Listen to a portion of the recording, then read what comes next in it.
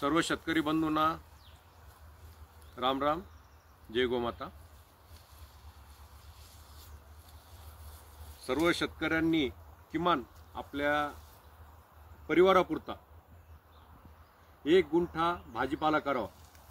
तर का आज आपण बघताय की विभिन्न प्रकारचे आजार आणि वाढते कॅन्सरचे प्रमाण, यासाठी मुख्य जे आहे की आपला आहार जो आहे तो आपण गो आधारित कसा करता येईल, रासायनिक घटक हा कमी करून आपल्याला गो आधारित कृषीकडे कसं वळता येईल, त्यासाठी किमान 1 गुंठा प्रत्येक शेतकऱ्याने आपल्या परिवारापुरता 1 गुंठा भाजीपाला आपण करायला पाहिजे। आज आम्ही गंगा मंडल म्हणून एक मॉडेल डेव्हलप केलेलं आहे। त्यामध्ये विभिन्न प्रकारचे भाजीपाला आम्ही घेतो। जवळपास 70 प्रकारचे भाजीपाल्याचे बीज आज आमच्याकडे उपलब्ध आहे। ते पूर्णतः देशी आहे। तर आता हा चुका आहे, तर हा चुका जो आहे की आता याचं बी पूर्णपणे तयार झालंय। ज्या वेळेस आपण भाजीपाला लावतो तर लावल्यानंतर किमान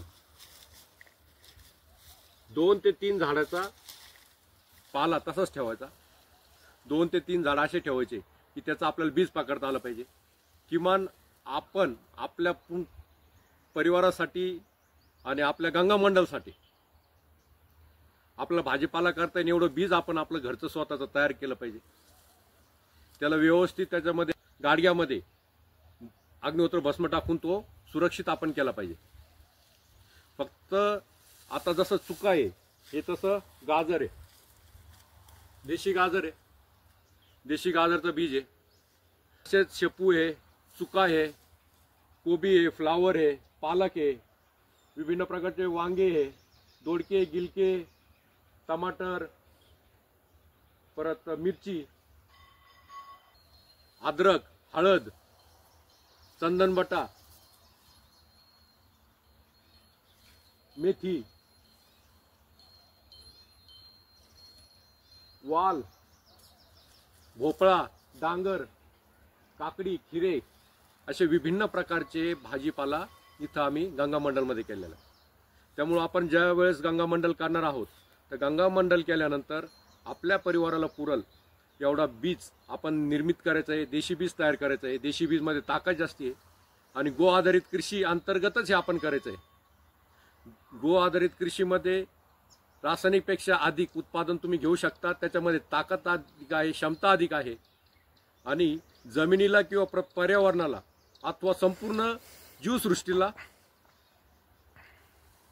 एक उपयुक्त असं अन्नद्रव्य रसायन तयार करण्याची ताकद यामध्ये।